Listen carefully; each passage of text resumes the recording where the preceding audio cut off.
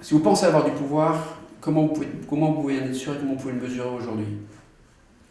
Parce que quand moi je me mets en position aujourd'hui de mesurer selon des critères que moi je cherche, je tâtonne, etc. Si j'ai du pouvoir, je me rends compte que j'en ai peu. Pour me présenter, je dirais que je gère une entreprise de services funéraires qui fait. Il y a 5 agences, une quinzaine de personnes depuis 30 ans. J'ai fait toute ma carrière, c'est une entreprise de famille que j'ai appris derrière mon père. Et pour ce qui nous concerne ce soir, je pense que ce qui est important de savoir, c'est ça. C'est que je suis dans ce métier depuis un certain temps et je vois à peu près la taille de l'entreprise. Alors l'holacratie, j'ai connu ça par plusieurs biais. D'une part, j'avais fait des formations en sociocratie.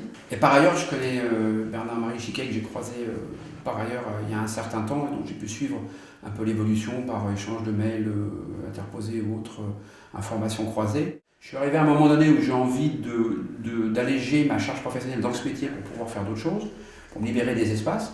Et les gens me disent, t'as qu'à déléguer.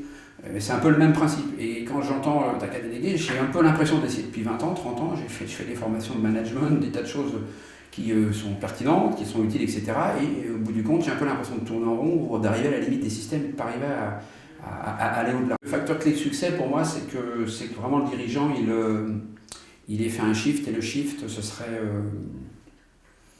d'avoir la conscience profonde qu'en fin de compte, le pouvoir n'est pas dans le système traditionnel, qui consiste à dire aux gens ce qu'ils ont à faire, leur donner des consignes, avoir des retours et des feedbacks. Le vrai pouvoir, c'est de donner du pouvoir aux gens pour qu'ils puissent le faire et de mettre en place après les outils d'autorégulation pour que le système marche. Dit comme ça peut paraître philosophique, mais en fait c'est très rapidement très concret. Encore faut-il un outil pour gérer l'adaptation continuelle à un environnement. L'environnement est un environnement d'abord à considérer comme l'environnement interne de l'entreprise.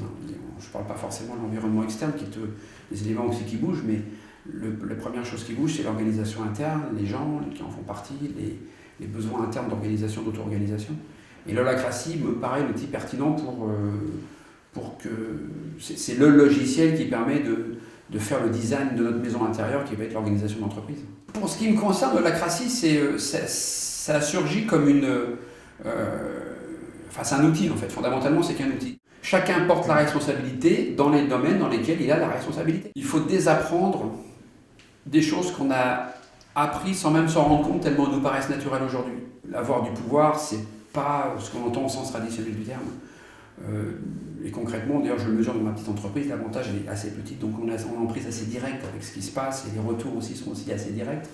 Il y a bien des moments où je croyais avoir du pouvoir, finalement j'en avais pas. Si je vais m'adresser à d'autres dirigeants, je leur dirais, posez-vous vraiment la question de savoir c'est quoi le pouvoir. Et vérifiez bien si ce que vous pensez être le pouvoir se manifeste vraiment, réellement, concrètement, et comment vous pouvez mesurer que vous avez du pouvoir ou pas.